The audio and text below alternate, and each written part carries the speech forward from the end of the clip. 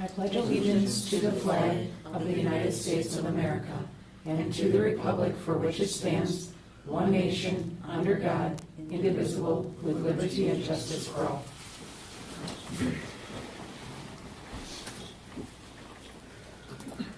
Okay, we'll go into administrator report on the agenda posting and notification of the meeting to the media. The agenda was posted at Three Lakes School via email, the Town of Three Lakes, Town of Monaco, Town of Sugar Camp, and the Demer Library. Media notified via email, Vilas County News, Northwoods River News, WRJO News, and WXPR Radio. Thank you. Next we have amendments and approval. Are there any amendments to the agenda as posted? No. With none, is anyone willing to make a motion regarding the agenda? Make a motion to approve the agenda as presented. Second. We have a motion by Josh, second by Stacy. We do have two board members missing tonight, Mitch Ellis and Brian Fritz. We do still have quorum. So with a motion by Josh, second by Stacy, all those in favor of the motion signify by stating aye. Aye. Aye. Opposed? Motion carries 3-0. Next, we move to routine approvals, starting with the minutes of the May 20th, 2026 meeting. Are there any additions, corrections, or concerns to those minutes?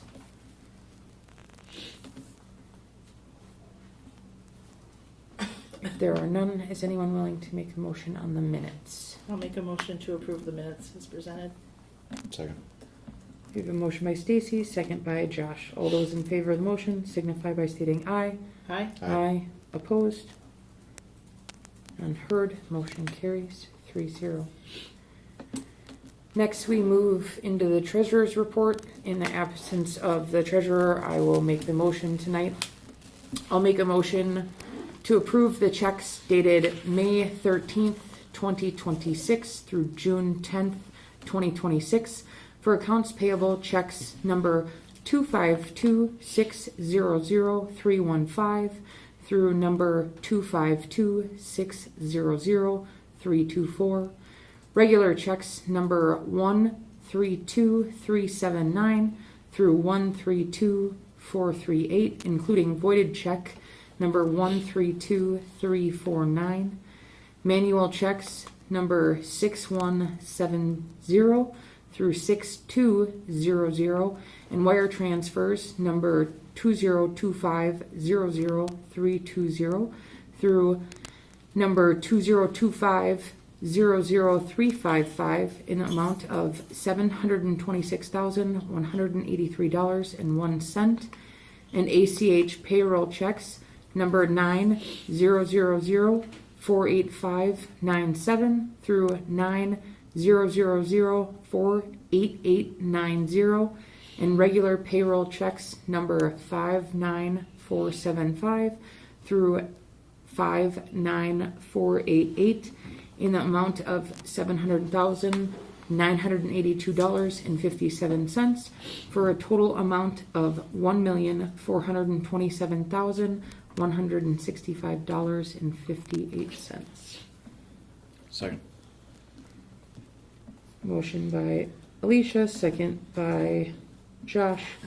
All those in favor of the motion signify by stating aye. Aye. Aye. Aye. Opposed? None heard. Motion carries 3-0. Next, we move to public comments. Does anyone have any comments regarding any agenda items?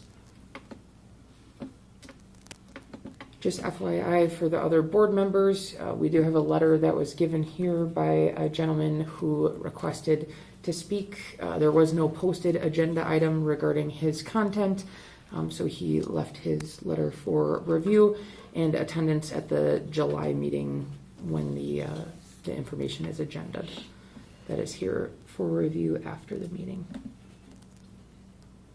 Next, we move to administrator's report.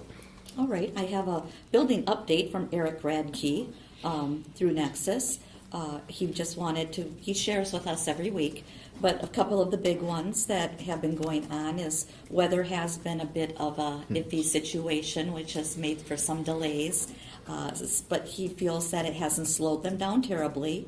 He wanted to share with us that it was discovered at the Three Lakes site there was a previously unknown electrical utility cable that ran underground right through the middle of the new concession stand footprints to feed the existing press box, and WPS came out to disconnect the power so they could continue with the excavation of the concession footings. And they're working on a solution to refeed the press box in the concession stand. Also, Howard Brothers ran into an underground sanitary pipe from the elementary parking lot and also found that it was unknown on any drawings through the Three Lakes City and Water. They knew nothing about it as well, but they have since come up with a solution to work around that as well. At Sugar Camp, the precast erection crew called off work on Monday because of potential weather. They had to take a pause a couple of times due to storms. They've been setting the panels. One situation was that one of the anchors for a precast panel pulled out, and that panel did fall slightly. No one was injured, and nothing was damaged. New anchors were mounted, and it was able to be set in place. And just in case you heard about it, because that was something that was attention-getting when something that big does fall. That's why we don't have people on site. So this week at Three Lakes, they had the flooring go into the elementary main office except for the carpeted area.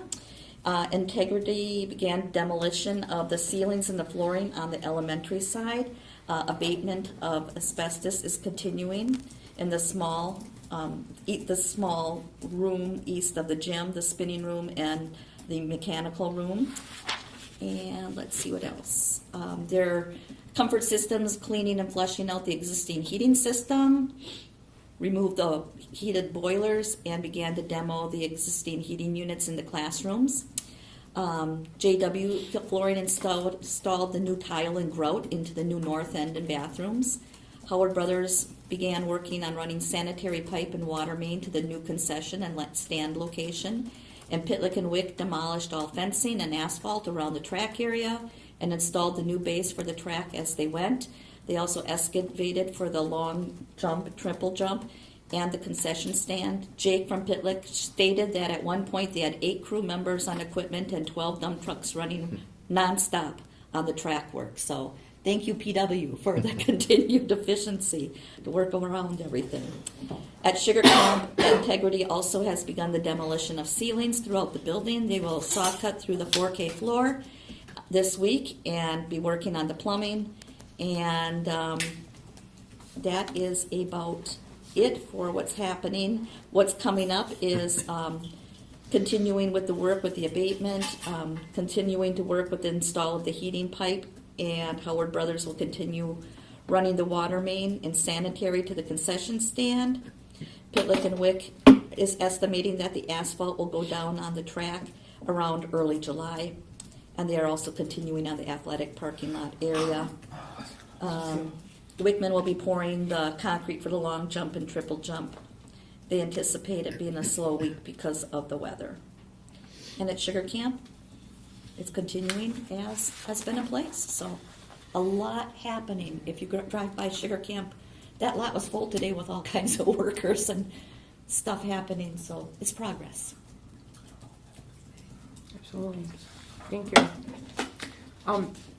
Do they know what that pipe fed? The one that, like, the random one that wasn't on any, like, was it Street? an actual functioning? I don't know if it was functioning or not. I don't know that it was, but we weren't aware. They weren't aware, so I'm thinking not. Huh. Interesting. Okay. Surprises. Okay. Any questions or further follow-up? There are none. We'll move to new business, starting with district-related positive happenings. On the elementary side, we took students from both Sugar Camp and Three Lakes at the end of May to the Potawatomi Rec Center for a day.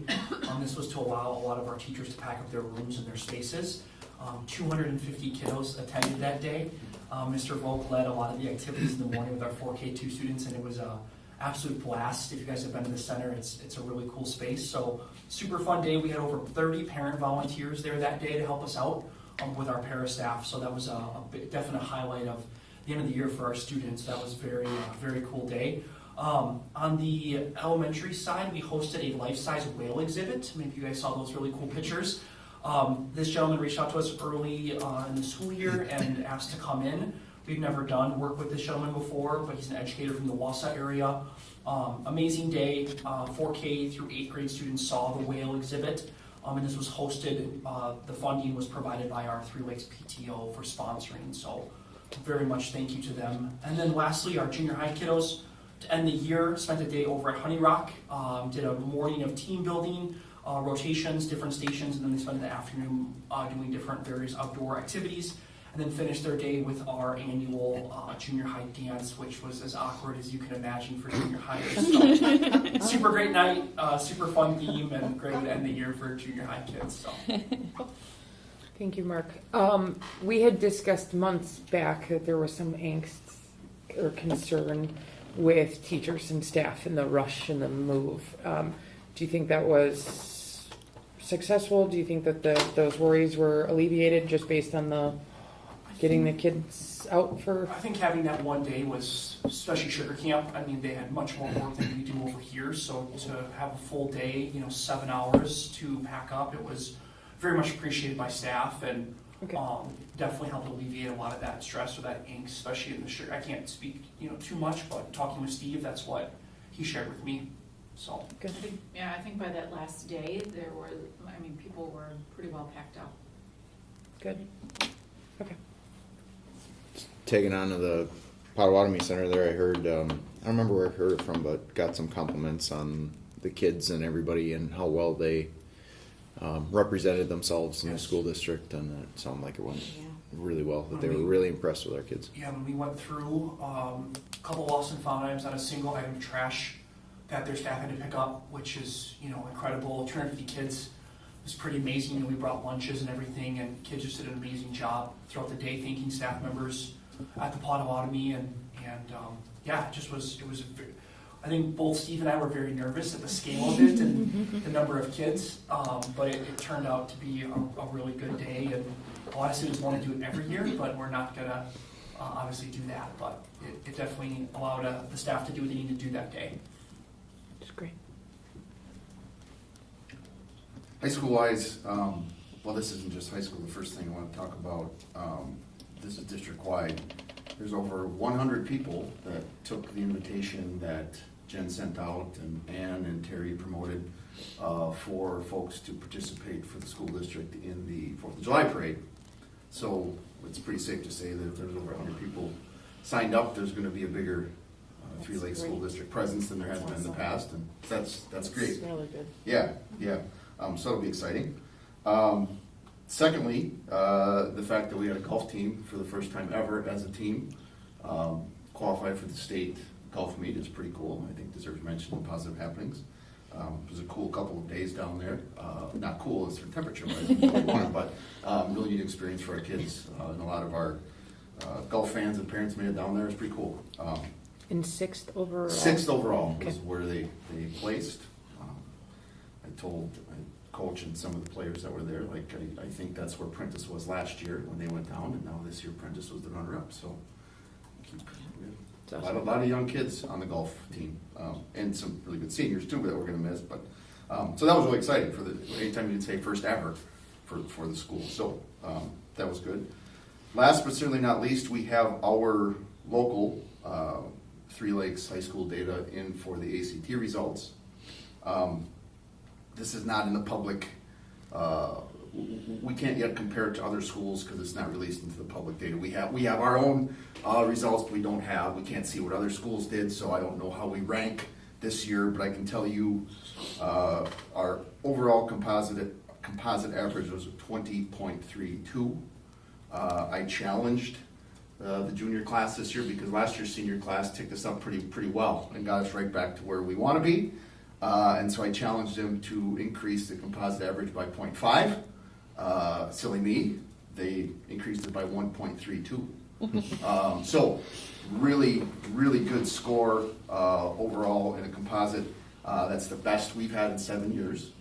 Overall, in the modern ACT era in the state, where the state tells us we have to test every child, that is the third best Three Lakes has ever seen in that modern era, 12 years worth of test data. So ACT results are pretty good, and I think when we compare them with our other 20-some schools we like to compare with our neighborhood, we'll be able to brag about them a little bit again. So that's good news. 20.32. Our seniors are pretty happy. Met with them in the last couple of days of school to share that news with them, and they were pretty competitive academic class.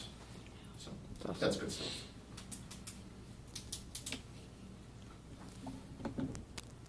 Just a little call out to Prentice, I guess. They were talking with a couple of the teams and families and stuff. Their team was fantastic, and just, you know, just as being a fantastic role model to our kids, you know, to just keep them positive and just, you know, tips and tricks, and just everybody was very positive. And I guess, you know, just a little shout out to them, and a thank you, I guess, for, you know, helping our team along the way a little bit. And it's neat how golf is run. Each foursome is one kid from each. There's 4 different high schools represented in each traveling foursome around the 2 days of 18 holes worth of golf. So they get to interact with each other quite a bit, and there would have been an apprentice kid with each one of our golfers. Yeah. For sure. Yeah. Super cool. Anyone else?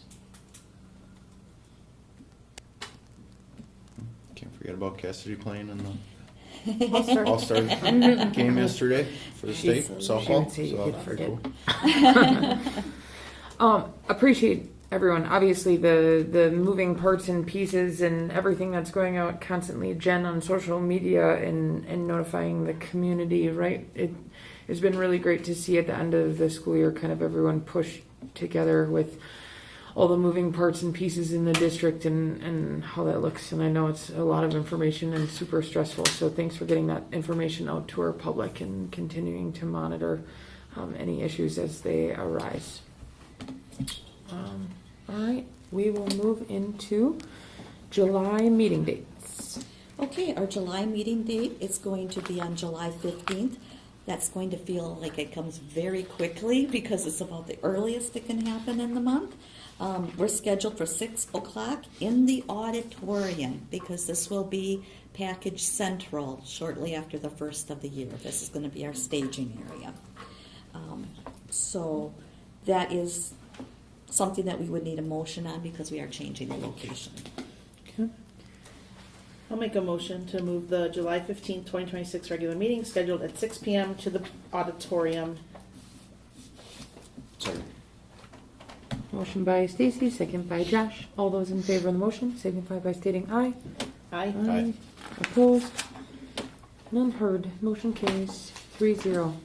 Next, we move to set date for the board administrative staff retreat. Okay, we've been holding it in early August the last several years. This has seemed to work pretty well. It has been on a Friday. It doesn't have to be. August 3rd through 7th, it looks very open. August 10th through 14th, actually, I thought it was pretty open, but the 11th and 12th are very much dedicated to new staff service, in-service training, so I'd like to avoid those 2 days because principals will be having their time divided up. We have a couple board members missing this evening, so I don't know what we want to do with that. It would be best if we could set this date now. We could bring it back in July. It's just going to be a quick turnaround, if that would be your preference. It is set for action tonight. Can we do a preliminary date and then we can push it to the other board members and see if there's any We sure can. issues? Yep. Because then we can always address or make an adjustment. Right, we can bring it Prior back if we to need to. July. Mhm. Okay. Are you two comfortable with that? So what time are we discussing that? What is your preference for time? Well, I think During the we liked the 8 till noon, Okay, the perfect. morning time, especially if it was like on a Friday or a Monday, so people have part of the day. But I'm going to be here anyway, so I want to work around your schedules. Josh, you probably have the tightest schedule. 6th, 7th, and 10th are out for me for Okay. sure. Just those 2 weeks are just rough in general. Mhm. So I will, like I said, those days are out absolutely for sure. Any other day, I will do my absolute best to get here. And I can do the 3rd or the 14th. That's pretty much what I can, Okay, if that works. so far 14th Can is we try for rising. 14th? We can try for the 14th. We will say that's our preliminary go-to date. And you'll let us know when that's for sure, Yes. so I can just, Yeah, perfect, okay. Same as that, like at 8 to 12? yeah, Okay. that's what we'll plan on. And are we gonna have students again? We'll invite them for sure. Does that work for the staff? Yeah, they'll be back Okay. in session, so we will plan on it. Okay.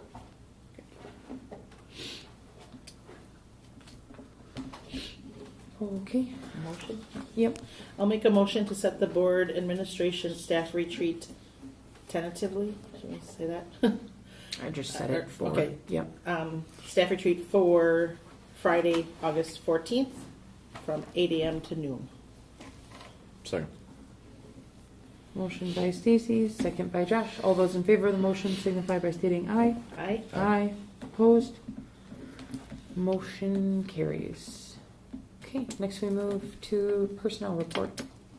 Okay, let me grab that. Our personnel report is short this month.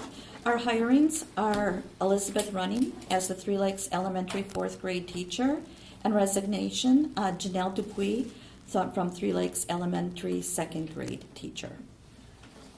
Currently, at this moment, aside from the very part-time Spanish position, all positions are filled. So we are in good shape. Including the second? Or, Yes, which would be 3rd now. We Okay. hired a couple of months ago for that position. gotcha.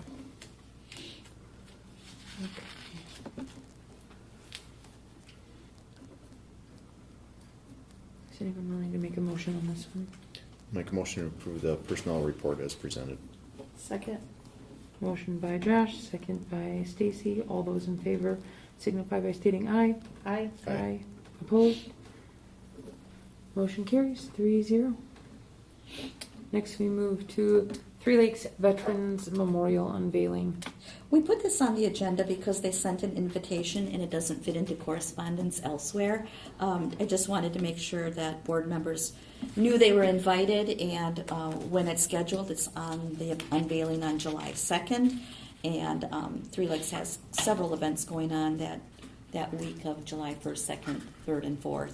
So just wanted to make sure that you were aware of that, and I will plan on being there. If others are able to attend, I think it would be wonderful to be there. One sad note I want to just pass along is Pat Volk, a longtime bus driver with the district, passed away. And Pat was very instrumental in getting this memorial off the ground. I talked to him several times about 2 years ago, and I'm sure he's very, very tickled that this came to be. So just kind of collaborated. They kind of go together, so I thought I would mention that to you as well. Because of the presence, will it be posted? Yes, Okay. that's a great point. We Maybe should- we should post it that there may be board members attending, but no business will be taking Conducted. place. Yeah.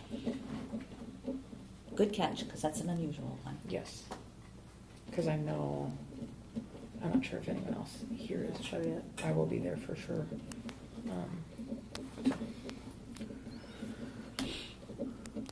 Just in case. I feel like there's going to be a lot of people Yes. there. So. Okay. Next we move to consider approval of student possession And use of personal electronic devices, cell phone Don't get all policy. excited, this is not the student handbook, this is just the state stuff. Student handbook stuff is next month. Yes, and this is where I refer to it as the cell phone policy. Our cell phone policy does meet the criteria of what the state requirements are for that particular form of electronic devices, but the state law was much more specific and inclusive of what is considered expectations for student electronic devices.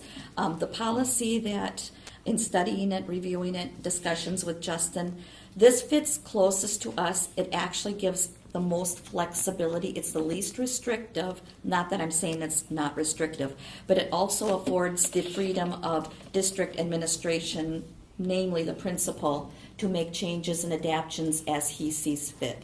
For instance, if he would see that we're not going to have it allowed at every passing time, I'm going to limit it, he has the right and the discretion to do so without it coming back to you as board policy. That to me very much seems like a building level decision. Otherwise, it's pretty self-explanatory. You have to have a defined instructional time and purpose.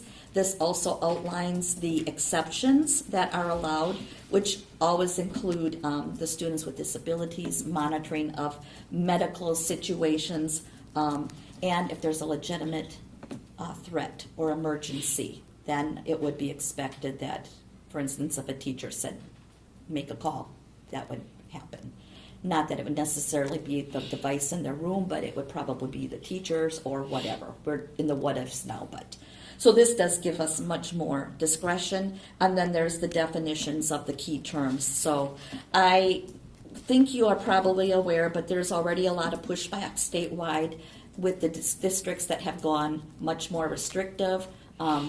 It is not necessarily being received as well as some folks believed it would be, and the movement is, in my opinion again, seems to be led by the students who are very valid in questioning why they're wanting to know why their rights are more restrictive when the state law has already deemed that. So that's something to watch, and Justin and I feel very comfortable about where, and Mark too, feel very comfortable about where we're at now, but we will always bring it back to you if something comes up or we feel we need to do more. With that, is there any specific questions or concerns that you saw within this policy? Have we had any student pushback on? I haven't heard anything, unless you. No, nothing that I would call formal pushback.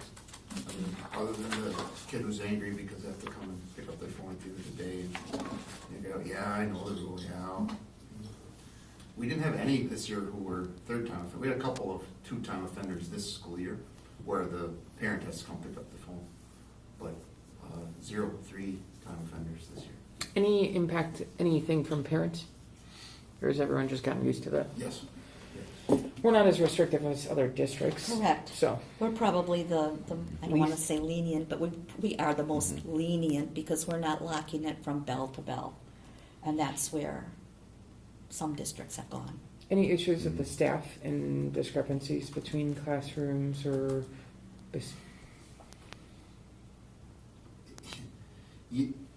Yes, and some of it is warranted, or at the very least, they'll run it by me like, hey, I'm taking my biology class outside to take pictures of their leaves and the things like that, and they ask for permission. And that corks others off, for sure. Not a major problem, but it's like any rule. It's all about, it's not so much language of the rule, it's the consistent enforcement of it. Okay. And I'm sure that kids get really wise really fast to which classes they can walk into and still have it in their possession. Maybe not use it, but have it in their possession, and others where if it's seen in a pocket, it's going to get Taken. confiscated. Yep. Okay. Side note, and this hopefully is just a little blurb with our phone updates this spring. We had some phone issues. We're still having phone issues in some cases, but it was really, really handy when like kids were sick and we couldn't get out. Hey, go back to your locker and get your phone, please. Bring it back down and call your mom. So for a minute, hopefully a short minute, that's an issue. It was really handy that the kids had the phones in their locker that they could go and access and make contact without having to put someone's cell phone into a personal cell phone to make the call. Well, and I just wanted to ask the question because last year, obviously, we had more significant discussion about this implementation and how it looks, and that's an example, right? But still allowing students who operate motor vehicles and other things to have access to those devices here on the property with them, Yep. but not having it in the classroom. Instructional time, yes. Just checking to make sure the intent is Yes. being met the way we wanted it to. I didn't see in my visits in the classrooms, either stopping in just informally walking by, I didn't see kids on phones, ever, That's a goal, in right? the instructional classes. The only exception to that is honor study hall where they're allowed to. It's like a privilege thing. But Okay. So kids better keep buttering you up, keep you happy, I, if you're gonna make the changes.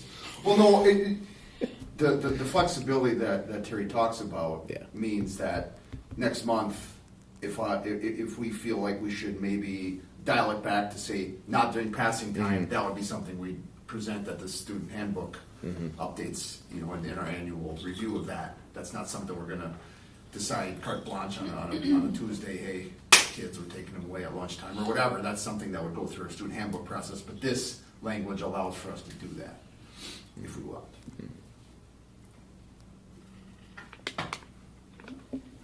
Any further questions or follow-up on this policy? If not, is anyone willing to make a motion? I'll make a motion to approve policy 443.5, student possession and use of personnel electronic devices as presented. Second. Motion by Stacy, second by Josh. All those in favor signify by stating aye. Opposed? None heard. Motion carries. It's really easy to hear three of us.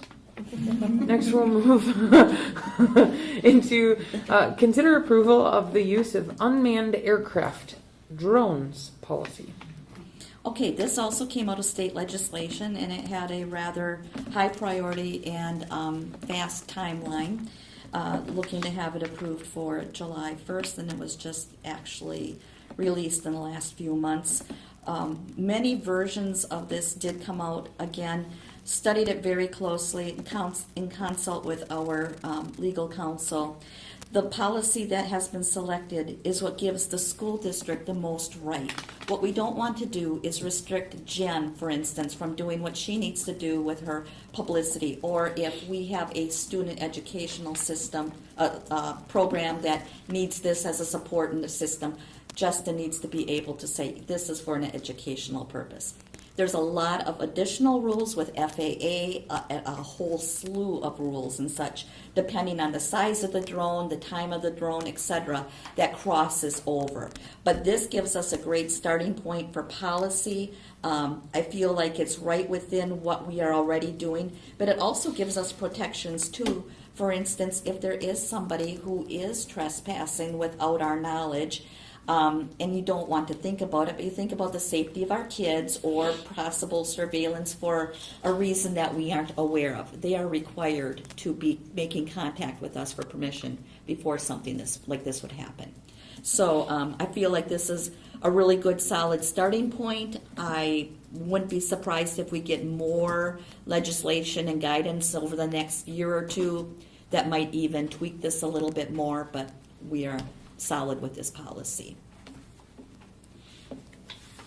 Any specific questions with this one that I can maybe shed some light on? The only question I had is I did not see it in here.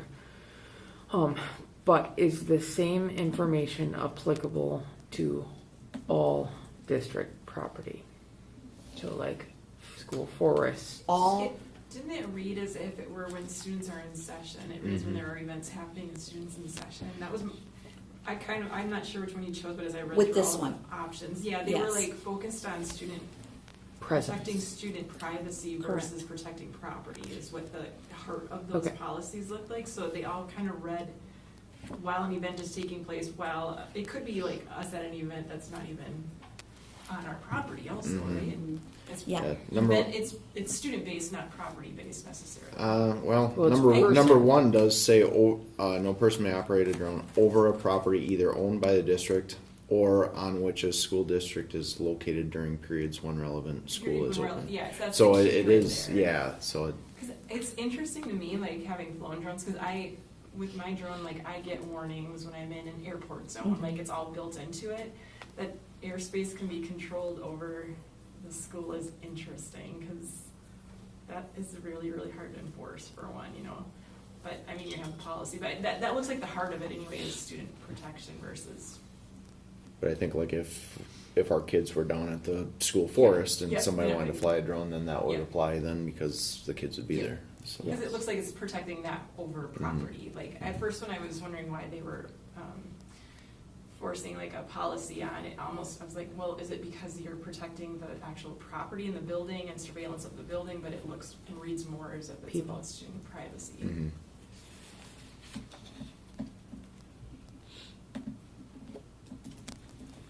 And this was one that kind of snuck up on everybody.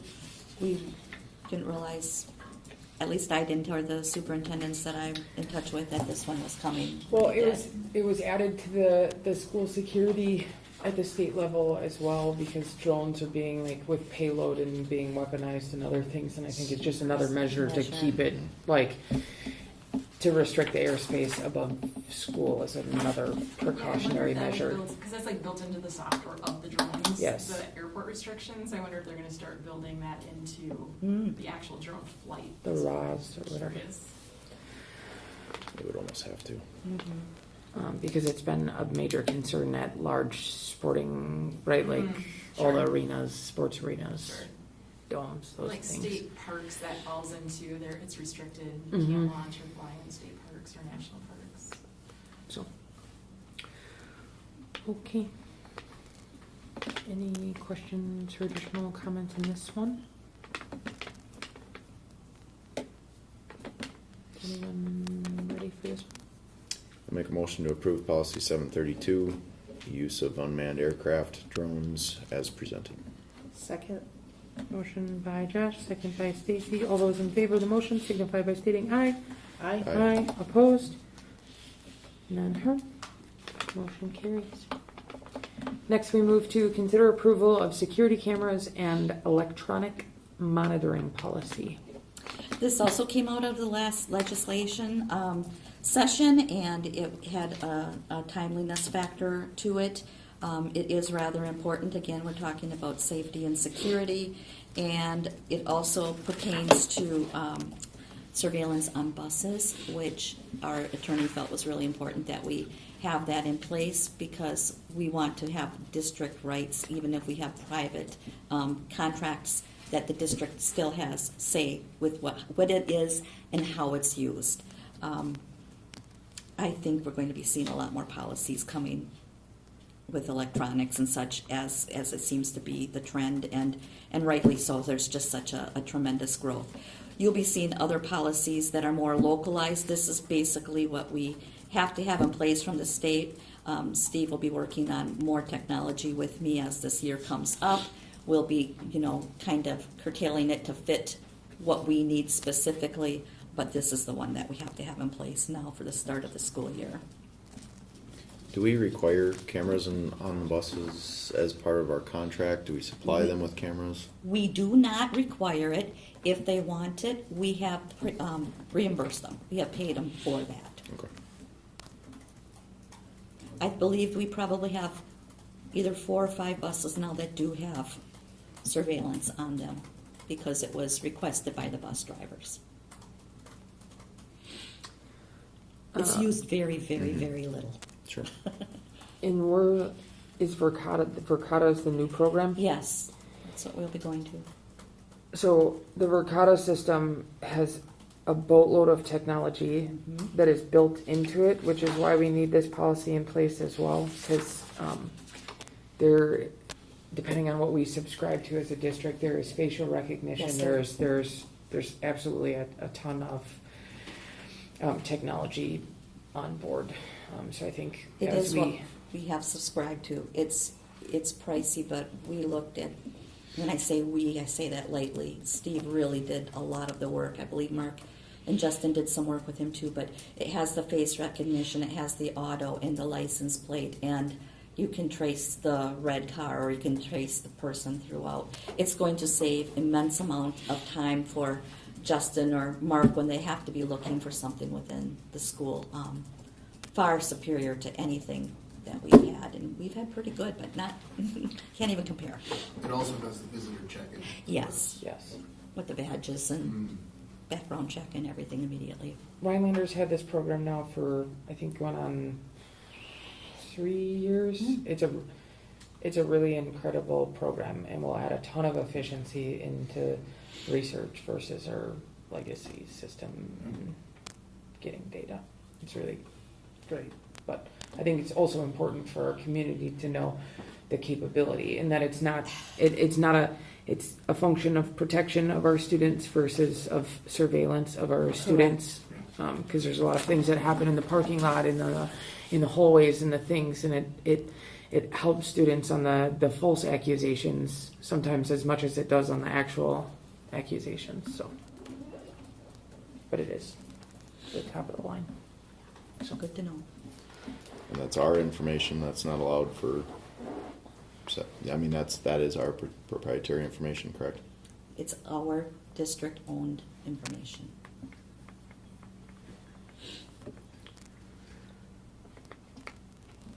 Any other questions regarding this policy?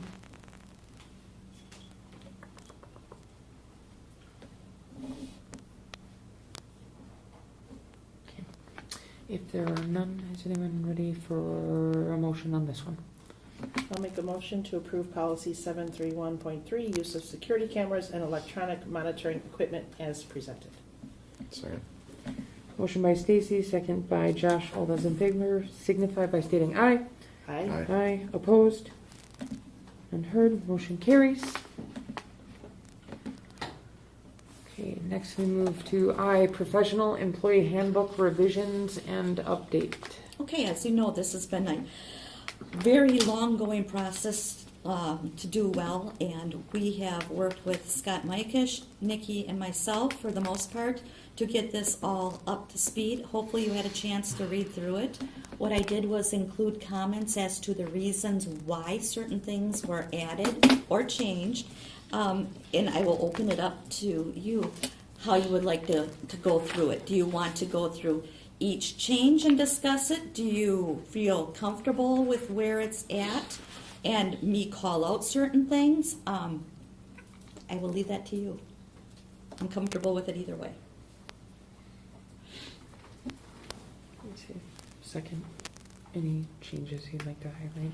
Yeah, there are some changes I would like to highlight if you're comfortable with that. Just starting off, let's take a quick look here.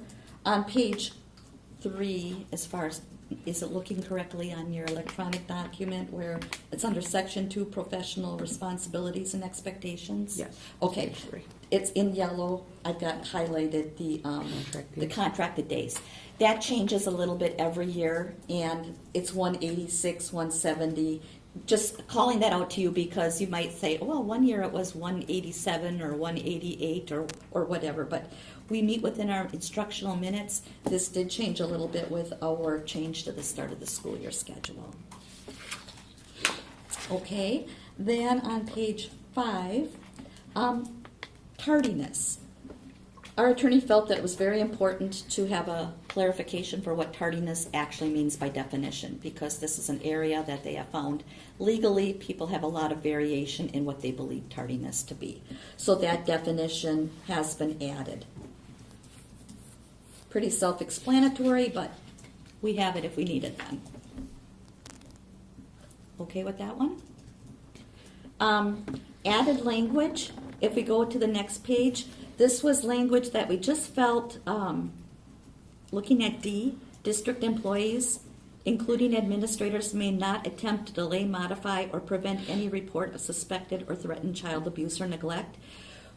I feel that procedurally we do this really well, but we had to have that particular statement for sure within our policy with all the state laws that have come down the last few years. So that was one that was brought up to, current standards. The rest of the page is just recommendations that fit within policy. I don't think we have to go into that.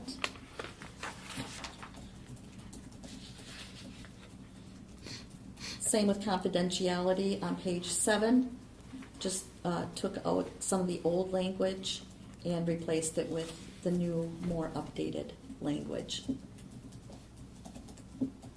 Questions to this point? Okay. Looking at page 7, position and description, just wanted to update this where if there was a request for seeing what the job description is, that comes with our posting, and we have that information housed in this business office. It's not a hard copy binder in each of the offices like it apparently was at some time in the past. Okay. Then moving on to section 3, the general employment laws. These all come out of what we were basically missing because we received funding from Title 1 or Title 9.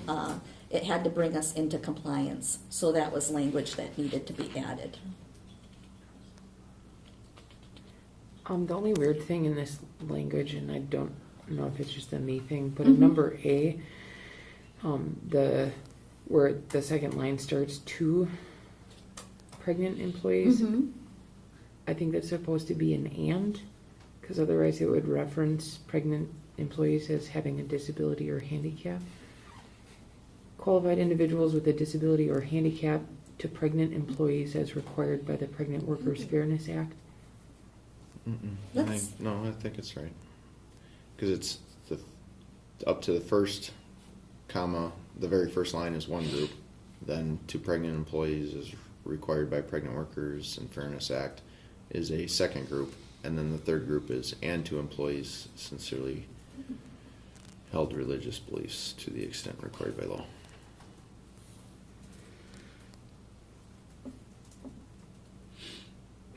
But what Because if you took out the first line, reasonable accommodation shall be made, you could go to pregnant employees as required by the Pregnant Workers Fairness Act. Okay.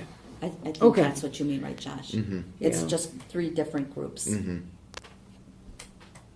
I can see where that would, it's kind of an awkward Yeah. word. Are we okay with it as written? It came from Scott. so. Yeah. Okay. I think we can move on. The new language under harassment and bullying, we had it in various places. Scott put it more in one localized area to update the language. Again, we have to always reference our legal Title 6 or Title 11, depending what we're referring to. And then this complaint procedure is very similar to what we've seen in other places in policy that we approved the last year. It's just a repeat within the handbook. Questions on that one? Okay, family and medical leave policy. Our old handbook, I believe Scott said it came out to like 14 pages of very redundant and repetitive language. And so he said, let's get rid of what it was and get to the heart of what it should be. So that was a big section that was eliminated. And then you'll see the replacement of the current updated FMLA information, which is all within compliance of what Caleb works through, what we work through here. But this is the current legal language, and it supports what we're doing in the district.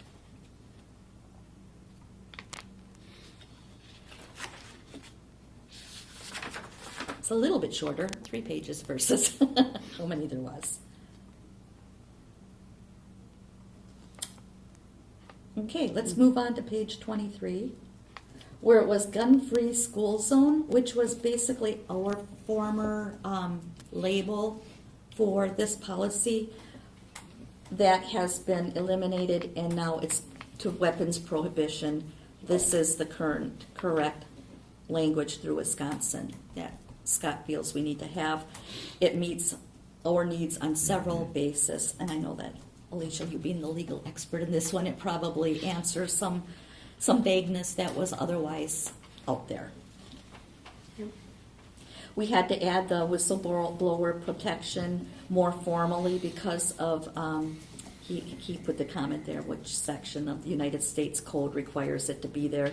This is something that, going through our civil rights, when we had that audit last year, boy, that seems like a lifetime ago too. This is the kind of thing that they're really looking for to make sure it's in your language, and so this brings us up to compliance again as well. Okay. I'm going to move on to page 27, performance standards, supervision and evaluation. I eliminated the district participates in CISA 6.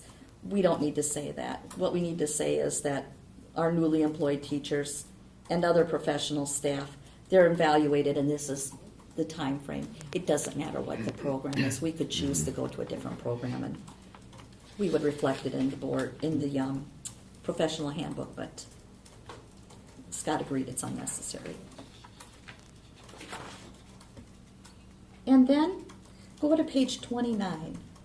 This was an unusual one that troubled Scott.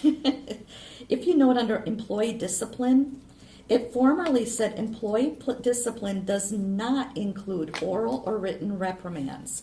And we've eliminated that because by practice, you should be able to refer to written or oral reprimands, especially if you're looking at a situation where there is a pattern that is set, something that continues to be repetitive. So he felt very strongly we needed to remove that language. Of course, when we do a reprimand and it is in writing, the employee is informed, they receive the documentation. We have a very solid process there, but we want that language to be clear. And I will make that very apparent when we come back in the fall and talk through the handbook again. Okay.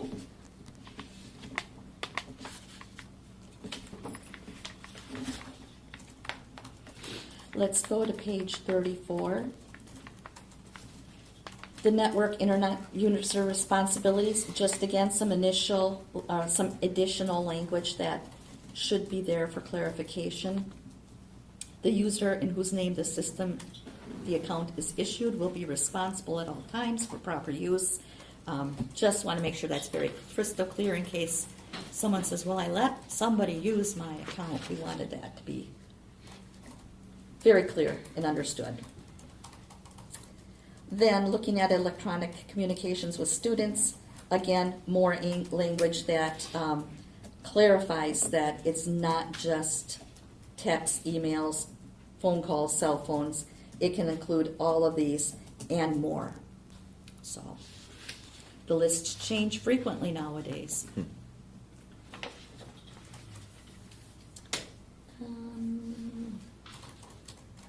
Page 37, additional language that was recommended to be added. We actually have had this situation come up a time or two since I've been here. So what it does state is an employee will not perform any duties related to an outside job during regular working hours. That is now within the handbook policy, nor will the employee use district facilities, equipment, or materials in performing outside work. So that has to be completely separate.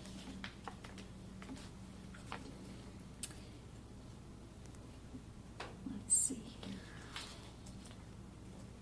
here. Reference in C on page 38, that if a person wants to view their file, they may do so, but that would be at my discretion and supervision, and if they would want to write a response to something they disagree with, they have that right to do so. We've always done that. And they could also have a copy of their file should they want to. Any questions on that section? Quick look Is at. it, oh, go sorry, ahead. one question, Mhm. because it is defined in there upon payment of cost for making copies if they request. Has that been past precedents that use, like if an employee requests their? We have not charged them. Okay. What this would be is if there would be a personnel matter that would have hundreds of pages of documents. Right. Then that would be the case. In the one situation where we did have a situation like that, I still provided it for them because I felt it was important for their. Understood. I just wanted to know if there was a Yeah. past practice, if we had charged previously. This has come up so very, very rarely that Yep. not enough to be a Because trend. the only reason I bring it up is because there's a statutory requirement cost for public on those copies. Mhm. So we may want to have that handy if it Okay. ever comes up. So Caleb, noted. there's a cap that the state, you can charge for copies on open record type things. So, Under political activity, this again specifies that no school employee shall, in the presence of a student, it again outlines political beliefs, promotion, election, defeat of a referendum. We did have a political policy. We still have that one in place. This is updated language that, as we address the other, they're going to be more in alignment. They say the same thing, but not quite the same way.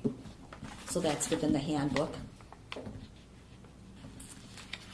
Military leave on 39, that had without pay, which should not be there. Scott said that was incorrect. Alicia, do you have thoughts on that?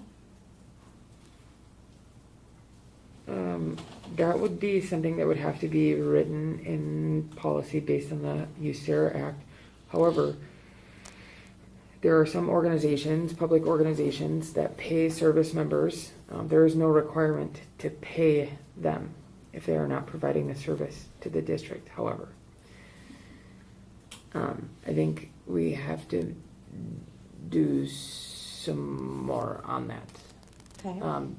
Like I said, there are organizations who pay service members when they are out on military duty or service, but that is not a lawful requirement. That is an option some organizations do.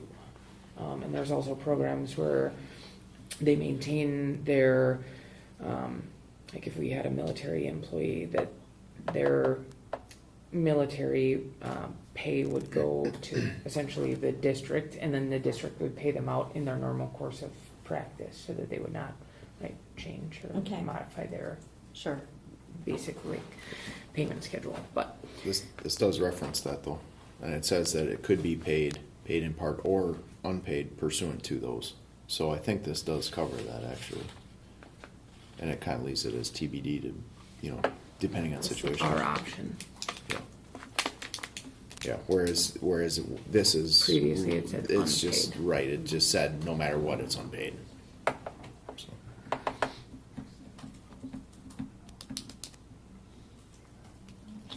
I think that would be something up to the district to decide. Right, but that's what it's saying. It says the district administrator shall determine whether a qualified request for leave under the USERA Act will be paid in part, or unpaid pursuant to. Right, what I'm saying is, I think that's something that should be decided, right, like, not based on an individual or a request, but a policy basis, right, like, so. You're thinking that we should have a flat policy Right, is the for all district. for all requests. Correct, because I think we run into issues if we have a employee that's a service member that goes without pay, and then we have another one that there's there's a decision made to give them pay. I think it has to be defined. Well, I mean, that's similar to a lot of other ones where we just going back to the whether we charge for Yes. copies or not, where we just have made, it's just been accepted in the past, even though the policy says you're going to charge, But a quarter a copy is different than a. I $65,000. get it. I get it. That was just Yes. just the immediate example. We've Yes. got lots of other cases where we have gone, to the benefit of The employee. the employee or Right. person, as a practice and as a goodwill gesture, even though our policy says we don't have to.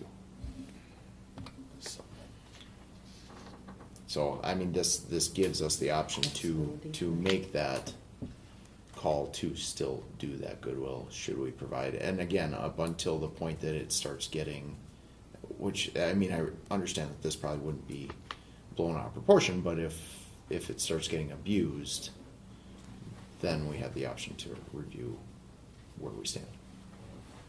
Have you run into that? Do we have any employees that are current?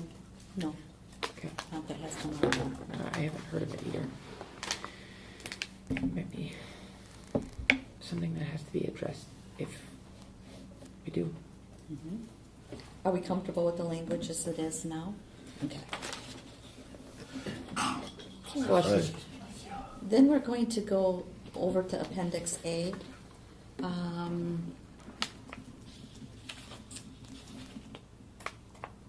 Under Health,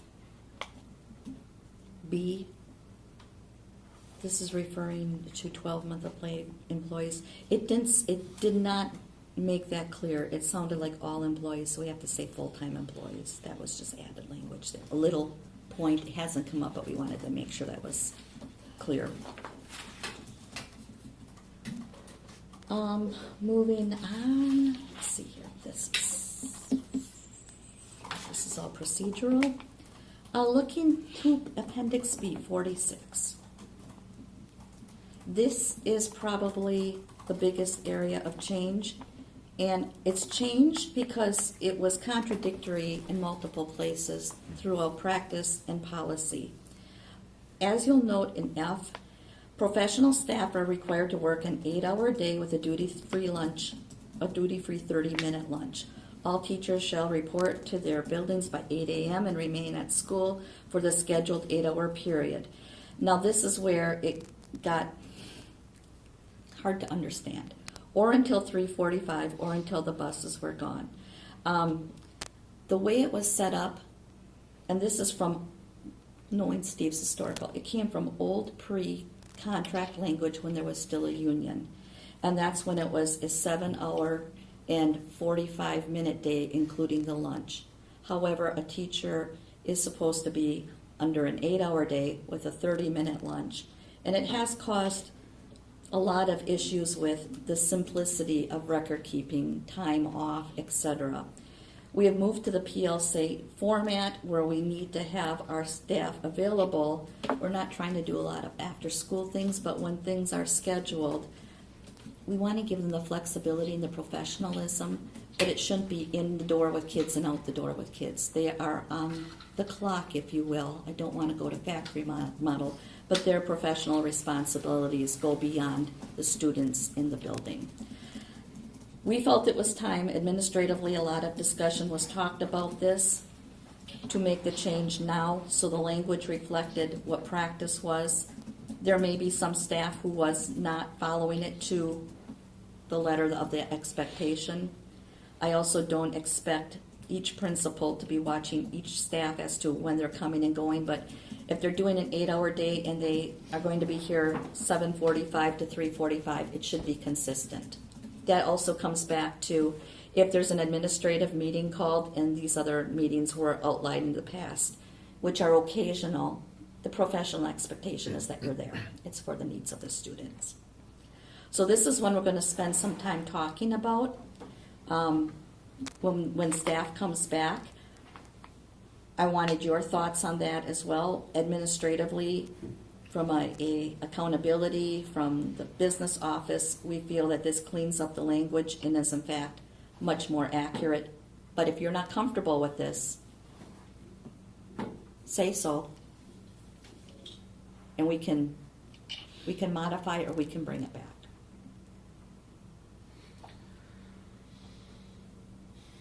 I will fall on the side of, and I'm just going to say it publicly, our staff is very well paid. And I don't think it's an unreasonable expectation for an 8-hour day with a 30-minute duty-free lunch. And then meeting professional obligations within the scheduled day to the degree possible or for students' reasons. It's a little hard to say, but it's a 7-hour and 45-minute day rather than an 8-hour day. And I think this really clears things up for us. That's probably the biggest change in language that you will see, but that's a specific full disclosure reasoning. What do you see as the biggest pushback from staff? I've always done it 7 hours and 45 minutes. I have childcare, to which we always try to be accommodating, but we are adults. Parents have to make arrangements for their children, whether it's as a teacher or a paraprofessional or a Pitlick and WIC worker. We have to plan accordingly. I will say that Steve has felt quite strongly about this, and I believe, I'm going to speak for Justin and Mark, they don't really see a problem with this language. Carrie has been in agreement with it right from the get-go, and we thought, since we're doing the complete handbook rewrite, let's make sure it's the same language everywhere. So as long as there's not requirement, like there is flexibility for those who have childcare. So if it's 7:45 to 3:45, that's your day. Right. As long as you don't have a meeting. Especially, yes, and if there is a meeting, like a staff meeting, then the expectation is you adjust that day. But I believe, Justin, you have a few employees who've done 7:30 to 3:30 quite regularly, and it's worked well for his building, which would not work for Sugar Camp because there's a lot of little bodies sometimes still there at 7 or at 3:35, you know. So we want to afford that professional and discretion of administration, but work with Yeah. our staff. But I just wanted to be very aware of this one. Yeah. Contracted, great. Mm-hmm. That's a general expectation. I have no problem with it, I think. And it allows for some variability and, yeah, I mean, communication and stuff happens either way, so I think so. We're also in a small enough district that I don't think that there's any staff members that if they have a problem, an emergency, have to go, something comes up, that there isn't Absolutely. flexibility in allowing for those things. You are right on. We take care of each other.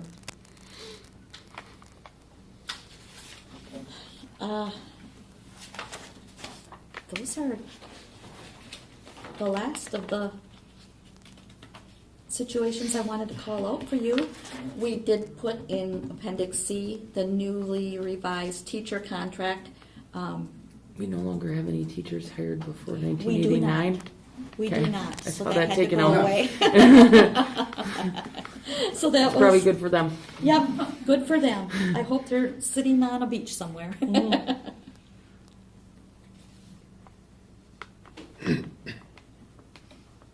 Okay. So with that, if you have no other questions or concerns, I'd be looking for an approval from you, Alicia, and the board to get the professional in place. And Scott, hopefully we'll have the support staff handbook for us maybe this next meeting, which is going to be significantly shorter, but a lot of the same language with the FMLA and stuff like that. Okay. We're out so long, I gotta go back into the agenda.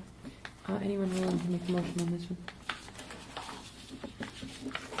I'll make a motion to approve the 2026-2027 professional staff handbook as presented. Second. Motion by Josh, second by Stacy. All those in favor of the motion signify by stating aye. Aye. Opposed? None heard. Thank you for your continued work. Obviously, it's right, a lot of language changes between policy, handbooks. Everything is ever changing, so I appreciate the Nikki and I are getting pretty good at this, aren't we? appreciate the follow up and the consistency because that helps us on the audit and Yeah, future changes. you're welcome. Next, we move to consider WIAA 9 to 12 membership renewal for the 2026-2027 school year. This is just the renewal that we have to do. It just requires the signature. We continue to participate, and need the formal sign off. Anyone ready for this or any questions? I'll make a motion to renew the WIAA 9 through 12 membership for 2026-2027 school year. Second. Motion by Stacy, second by Josh. All those in favor signify by stating aye. Aye. Aye. Opposed? None heard. Motion carries. Next, we move to Three Lakes Town request for payment increase in Three Lakes. Use of town park fields update. This is a really short report. After our meeting, Caleb and I went and met with Chairman Brisk and Clerk Sue Harris to discuss what we had talked about at our meeting to gather more information. And I guess I was unclear. I did not read the letter correctly. Caleb and I were under the understanding that they wanted to go from 4,000 to 6,000. Their request was to 10,000. They wanted to add $6,000 to go from 4,000 to 10,000 for district use, and to which they understood that that was a no at this point in time. I did share that we were looking for more itemized costs, and that we could actually share, what our staff have been doing and what supplies we've been using and such. And so they're going to bring this back to their July meeting. So that's where we are at. And I don't have a lot of other information to share on that other than, I guess you did see the letter, and I did say, they thought it was very clear. I said, well, it wasn't clear to me. I apologize for not reporting correctly to the district. I said, but to the board, but I could not have We're more not gonna conversation. approve 2, we're not gonna approve 6. Nor do they have any justification on it, also so not I clear to can't, me. I can't hold my tongue anymore. It was also not clear to our business manager who runs a multi-million-dollar budget, but unless I'm wrong, Caleb. No, I just read it as 6. from 4 to 6 rather than in addition to. Okay. So more to come on that after the July meeting. Okay? So their intent is to meet in July and give us potentially a proposal for our July. We'll have it back on the agenda for July. I don't know what their intent is. In our conversation, they said, well, they need to find money to support their budget, if not from here, from other areas. I don't know if that means they're going to be visiting the district for more funding, but I will be at the July meeting to hear what their discussion is. My impression was that it was a request, we denied it, and that's kind of where this is going to end. Well, that'd be So great. did they Just, say just we like the request of their taxpayers to No, increase the there levy, was and they never said no? anything where they were saying like we couldn't use the fields or anything No, like that- that. that was You not- know, the budget's tight, and we're looking for a little help on the fields, and we're hoping you could help us out. Double plus the cost. We said no, and I think that's kind of where it's going to end, but as Terry said, it was going to go back to July. Okay. Any comments in regards to the Parks Commission and them knowing the money that's there and that sort of thing? Just general discussion. Okay. Okay. We'll look forward to an update in July. Yeah, thanks for the update. So then we have the Three Lakes Town Board, West School Street, and plowing of school parking lot update. And that also, we discussed the options that you had presented. There did seem to be interest in abandoning the road, signing it over to the district, us doing our own plowing, us allowing them to have a easement to the piece of property. We discussed that there would be legal costs, that I felt it would be responsible on both parties if we were going to do such a measure. It would not fall on the district or on the town, but it would be joint. They also are bringing that back to their meeting, and we'll be discussing it at their July meeting. Okay. Great. Perfect. So more to come. Next, we'll move to WASB correspondence and updates. Nikki, do we have anything new? I don't. Just the school news, yeah, that's all I have this month. Okay.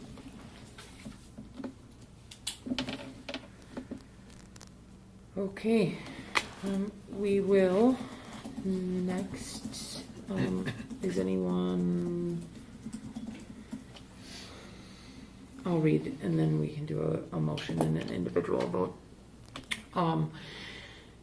So next, we will adjourn to executive session pursuant to Wisconsin statute 19.85 sub 1 sub C to consider employment, promotion, compensation, or performance evaluation data of any public employee over which the governmental body has jurisdiction or exercises responsibility, specifically to consider individual administrator staff contracts and to consider employment, compensation, and performance evaluation of the district administrator. Additionally, the session will include approval of minutes from the March 11th, 2026 executive session. I will motion to adjourn into executive session. Do I have a second? Sorry. Motion by myself, Alicia. Second by Josh. We'll do a voice vote. Stacy? Aye. Josh? Aye. Alicia? Aye. At this time, 7:16 p.m., we are officially adjourned from the public session of the meeting. Thank you everyone for coming. Enjoy your summer. See you in July.